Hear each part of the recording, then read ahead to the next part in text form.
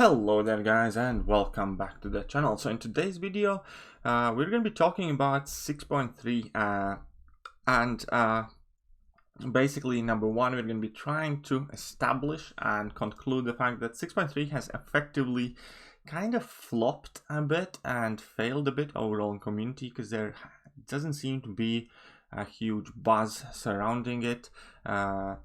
It's definitely not being talked predominantly in like line chats, line groups.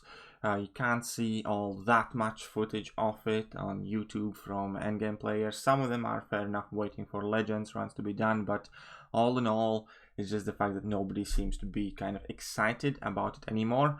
Much unlike so as we all were excited for 6.1 and 6.2. And to kind of like further kind of prove the point, I suppose, at this point, we can go in and basically we have the 6.3 announcement thread where we had all the boost explained and stuff like that, which is like really important thread, basically the main thread that you would want to attend to if you are clearing 6.3. I went there multiple times myself just to refer to that image of all the boosts that are meant to be used per each lane and so on and so forth. And we can see that it's only at like 26,000 views and 240 replies. When opposing that, we have even Alliance Quest modifiers, which is much smaller kind of a deal in the grand scheme of things, that has almost the double amount of views. Even community milestone event update has more views. Alliance Quest mid-season has more than double the views of that. Mr. Fantastic and Doom Invasion side event quest has 81k views. It's like 3 times the amount of that. And we can see that it's pretty much the least viewed thread everywhere. So that, in addition to kind of the lack of talks, discussions about 6.3 and troubleshooting in 6.3, it definitely seems that not all that many players are all that eager to jump in 6.3 and kind of like explore it and dive kind of like into the deep end, especially initially. And it's kind of like worrisome. I definitely feel that it has never been the case to date with any act or chapter in these acts released. Definitely when Act 5 came out, everybody was talking about it, everybody was immediately discussing it, trying to clear it. 6.1 came out, much like the same. Everybody was trying to find solutions, discussing how hard or easy it is, and it was still even the same for 6.2. And then seemingly I have a slight suspicion that 6.2 kind of broke quite a few people and deterred them from trying to even explore it. And today's video, now I'm going to be trying to put my thoughts and opinions as to why it seems that not all that many people are rushing into Act 0.6 or are willing to give it a go, or are actually trying and pushing and seeing what's going to happen. And as part of it, I'm going to ask you guys for your feedback. What do you guys think? If you are playing in Act 6, what's your opinion about it? If you are avoiding Act 6, more specifically 6.3, then I'm going to ask you for your opinions. I welcome every single one of you to leave a comment in comment section below. Additionally, I will be posting a poll with a question, basically, if you are not trying to clear 6.3, to kind of like list your reasons or like vote for the reasons or something like that. And then I'm going to make a second part of the video that this turns out to be predominantly the main reasons why people are not clearing this piece of content. So it's kind of a bit confusing to me. So largely I want to know myself why there is such a low interest in this seemingly huge, massive piece of content that has been dropped. And additionally, perhaps we can put together a helpful video and present it in a form of a feedback to Kabam, and hopefully maybe they can take some of the feedback in consideration when they are designing the final chapter, or perhaps make some more additional steps to entice people to jump into Act 6 and start exploring it. Possible reasons why I think myself that people are not particularly interested in Act 6 6.3. Number one, and I marked this like in the top of the list, is probably the lack of motivation, because let's face it, since you acquired Cavalier title early on in 6.1, and currently none of the rewards in 6.2 and 6.3 essentially pushes you past the next level of progression, that seems that the rewards from it are definitely not kind of like worth it, because if you get your Cavalier title, you have unlocked your sweet Cavalier crystals if you want to go that route, or you have unlocked all the best offers that Kabam will be providing to everyone. So basically, once you get the title, you get all the privileges that anybody else gets currently in the game, even if they have explored much more of Act 6 than you have, even if you have just completed the 6.1 once. So when it comes to offers, Cavalier crystals, all that is unlocked at 6.1. So realistically, for many people, especially if your roster isn't all that massive, which is going to be another point we're going to talk later, you don't really have a seeming motivation and real reason to push through, considering the lackluster rewards in 6.2 and 3, because you only get like quarter of a tier 5 CC of a random class in each of these chapters, so you're not going to be able to rank 3 as 6-star so far, even if you explore everything 100%. So that means you're not falling behind in prestige race, in IQ, your alliance is not pushing for players to kind of explore it and keep within the prestige requirements, and that definitely seems to be one of the kind of like main deciding factors. I think that might be to a point where even many endgame players are just leaving this piece of content completely alone at the side, because currently it doesn't push you past the next level of progression.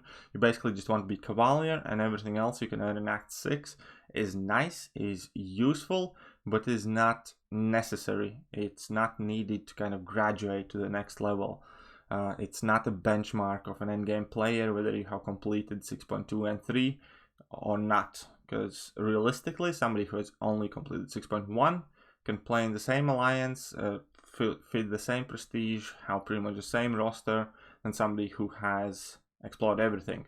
Therefore, there's no real reason to kind of motivate the players, and I think that is a fairly big, huge fail on Kabam's part, because they are not enticing people to actually go and do it, especially in consideration to how difficult it is.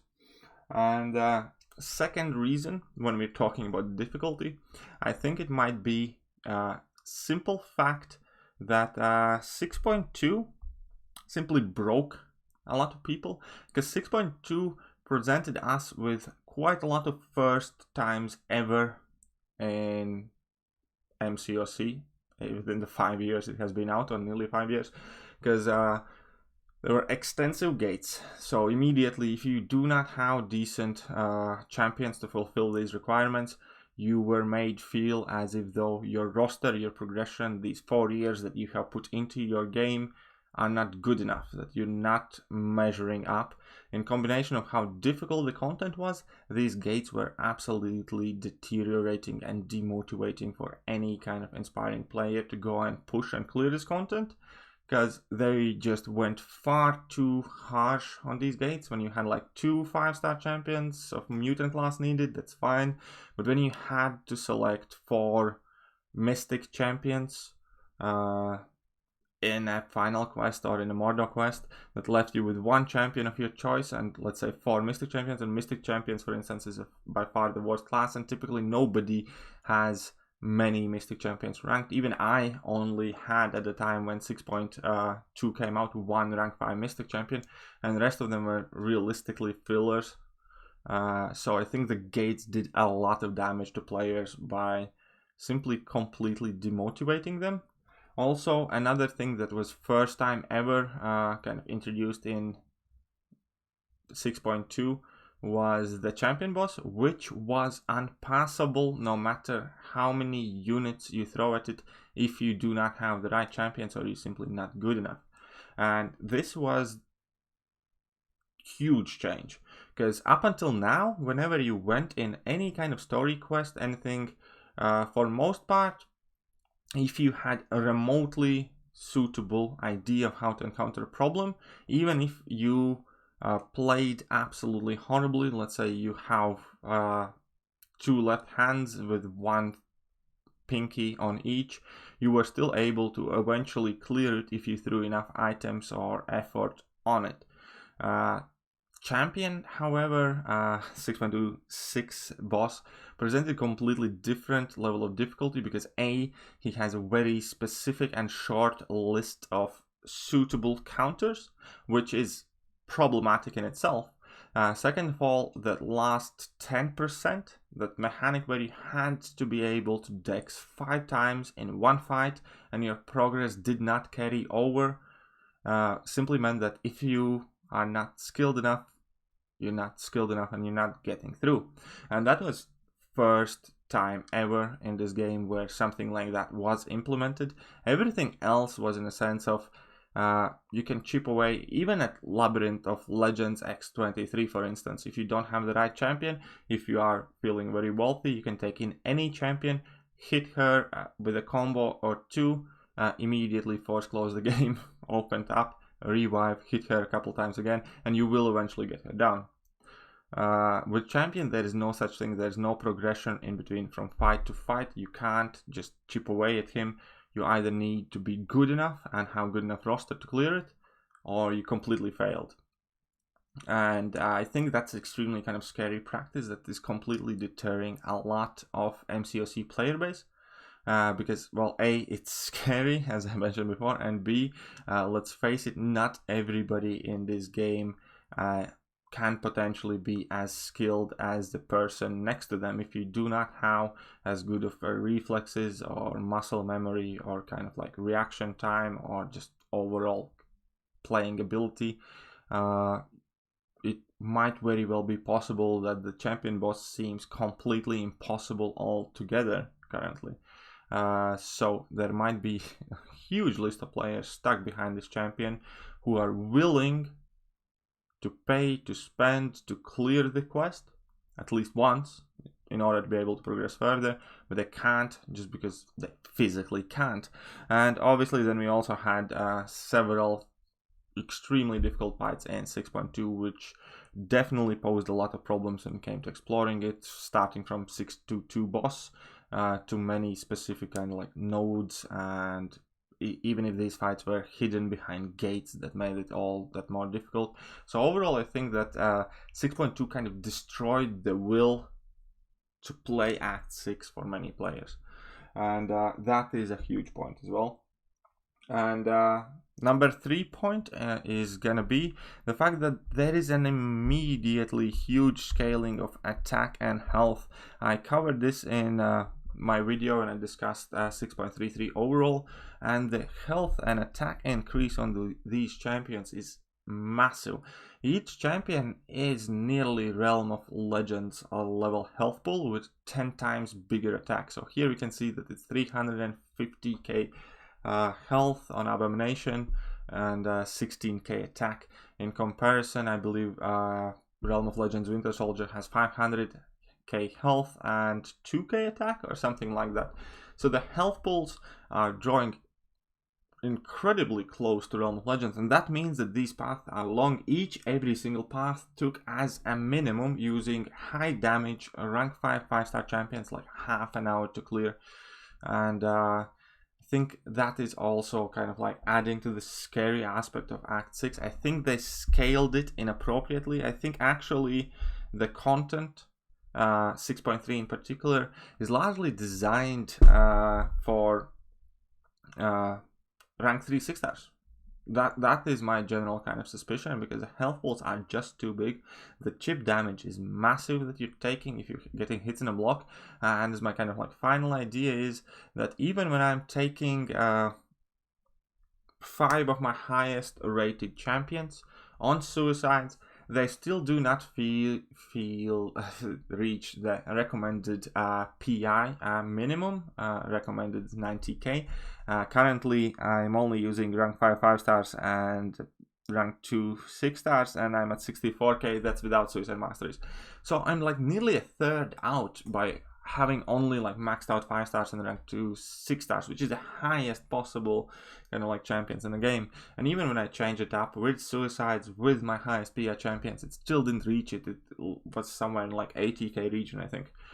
So it definitely seems that the quest in fact has not been designed for rosters that we have currently, even as endgame players. Because, well, let's face it, I'm not ashamed of it. I am playing in one of the biggest alliances in this game overall, and I do have one of the kind of like bigger rosters in the game. And it simply seems that the progression level which this quest is intended for has not been reached by anyone yet, let alone some intermediate players or what have you, with limited amount of rank 5s who would realistically have to use multiples of like rank 4 champions, so on and so forth. So I do genuinely wholeheartedly believe that to a degree this content has been designed for rank 3 6 stars.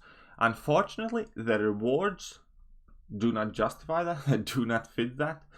They don't even enable you to rank 3 a 6 star, let alone nobody, as far as I'm aware, has the ability to rank 3 a 6 star to date. So it's again the case of that health pools are too huge, the attack is too huge, difficulty is crazy, but the rewards do not justify that whatsoever, especially when in comparison, if you take away the tier 5 CC, then even variant rewards are arguably better and definitely much easier goal to achieve.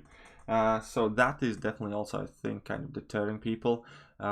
Seeing those huge numbers, seeing those huge attacks, watching me, Seat, and whoever on YouTube go through them, and it's just fairly intimidating, I can imagine, especially if your roster isn't as well-rounded as I have been lucky to have, I suppose. And another thing we're going to talk about, kind of carrying on from the roster, so this would be point number 4, would be that it is extremely roster demanding, because unless you have the exact counter in the form of 1 or 2 specific champions, you have an incredibly hard time dealing with many of these lanes. Yeah, even I could feel that I'm lacking a couple of champions ranked highly, or as a 5 or 6 stars altogether, to kind of like be able to deal with the presented problems properly, because this quest presents you with a lot of fun and interactive damage that you receive just for trying to clear it, unless you have a perfect champion to counter it. Additionally, you will not be able to damage these huge opponents unless you have the exact champion type or subtype that inflicts specific debuffs or can play in a specific way. In a large degree, for instance, if you don't have Namor, can't play Quake, and don't have Ghost, you're gonna have a horrible time, for instance. Obviously, there are gonna be some champions that can, to a degree, replace them, but it is a very kind of roster-specific game to this point, which basically doesn't allow you to play the game. It makes you take part in a quiz and be kind of like I'll show you mine, you show me yours, because they're gonna show you the node and you're gonna have to present an answer to that node. If you can't, then you lose. And it does not seem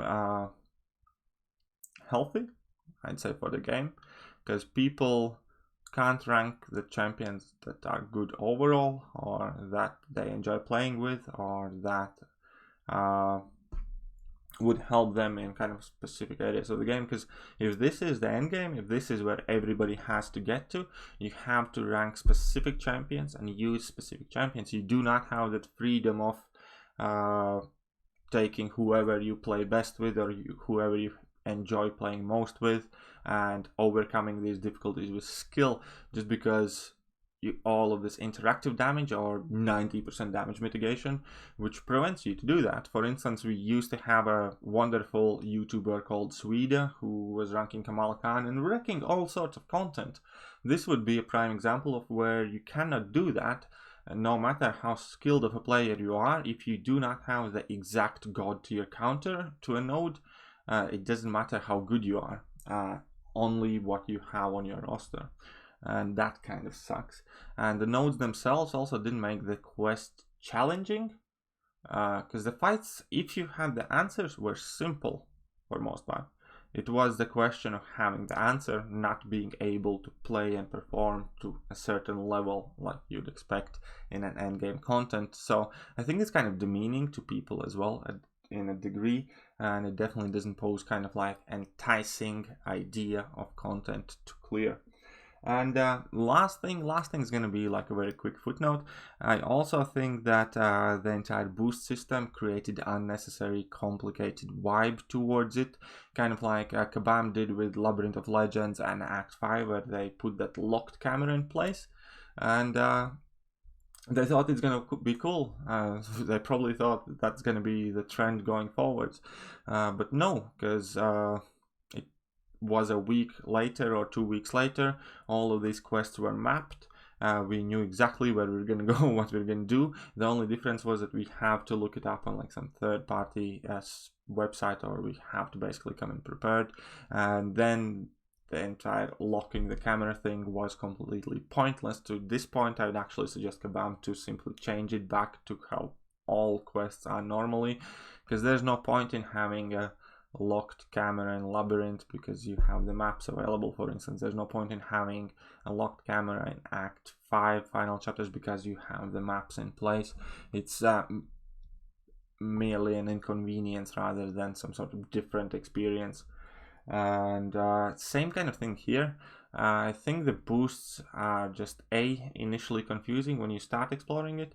B, after a while there are going to be guides. Everybody's going to have made a map or a guide saying you need to use this boost on that particular path for these and these champions, and people are going to be referring to them, or people are going to be ignoring these boosts altogether if possible at all. I know I ignored vast majority of those boosts, and I only used a couple where they were extremely kind of like necessary, where otherwise the content was fairly unpassable, which also kind of indicated a very ill-designed quest.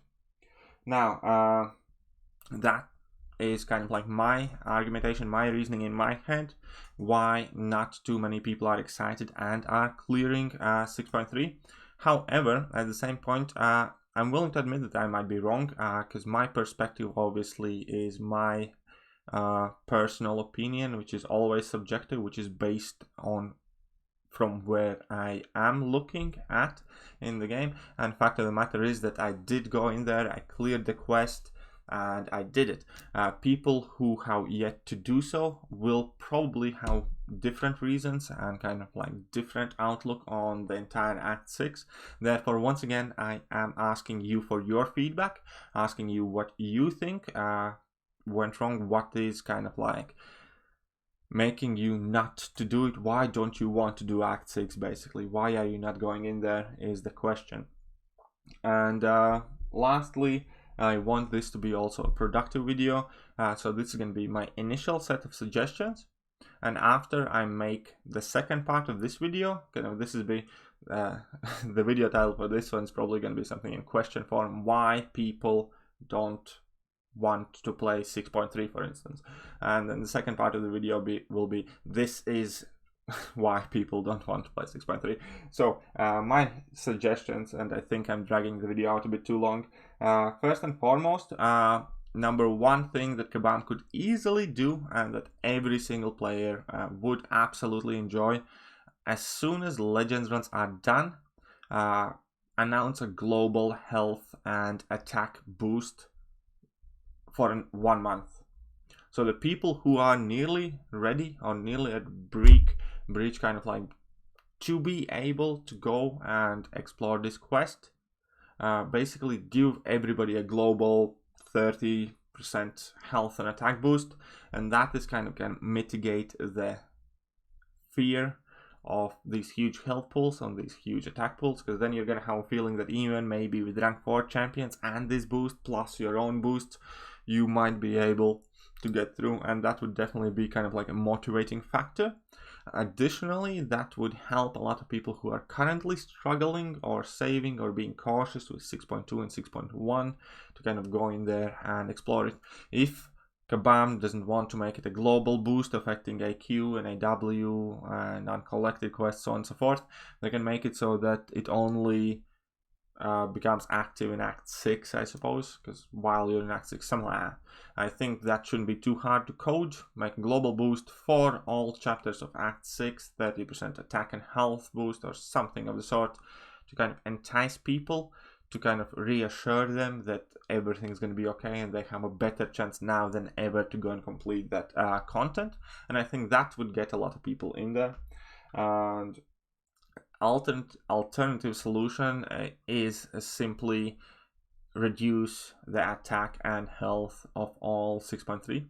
Now, if you do that now, obviously there's going to be the problem with Legends runs. So once again, they will either have to count it as a separate group, or they can announce it now and put into effect as Legends run cutoff basically comes. And so starting next month, there will be reduced attack and health pools of all the champions basically, because I think they definitely overdid it. You can reduce every champion's attack by like 5,000 and health by like 100,000, and then it would be more or less on par to where it should be, in my opinion. And so that's one, reduce attack and health. That would immediately make the quest more friendly. And for the last one would be simply open more communication, and for Kabam themselves to talk more about 6.3. They have this video, they have their own YouTube channel, they have Twitter, they have been starting to appear on MCOC podcasts, and that definitely can have more media outlets if they choose to do so. Even I'm sure that any bigger YouTuber would be welcoming them to their channel in open arms to conduct like an interview. I know I personally would be extremely interested to have a full-on live stream or a podcast with somebody from Kabam and actually kind of like discuss everything, kind of like more or less the harder hitting questions or opinions, because if they are going to be coming out themselves and talking more about it and explaining the ideas behind why certain paths are made in a certain way, or what are the counters to the fight that they themselves envisioned. For instance, if they can come out and explain that Acid Wash Mysterio, which is an absolutely horrible piece of design, and maybe there's something that we all collectively as a player base are missing. Maybe there are more counters, or maybe there are more proposed solutions, or maybe there is a very simple base idea why they did what they did, and so on and so forth. If they would talk about it more, if they would bring Act 6 more to light, if they would discuss the feedback, discuss their ideas, help us understand what they were thinking when they were making these incredibly difficult pieces of content, we would have a better chance and idea of clearing it as well. So I think that would definitely be something extremely productive they might be able to do, and that would basically benefit them from several aspects. A, that could get more of us in 6.3 and 6.2, and B, that could also improve their relationship with player base and their overall kind of like PR and outlook and the way players look at them. Because these couple of videos that we have had in the past with Kabam employees actually being real human beings talking about the things that they did right, did wrong, why they did what, were extremely helpful and positive, I believe, and we need a lot more of it, as I said before, and here is a perfect chance, in my opinion, for them to do so. But that will do for today. It's already a hugely long video, my apologies for that. If you are still here, then type in number 5 in comments before your comment, and then I will know that you watched it all.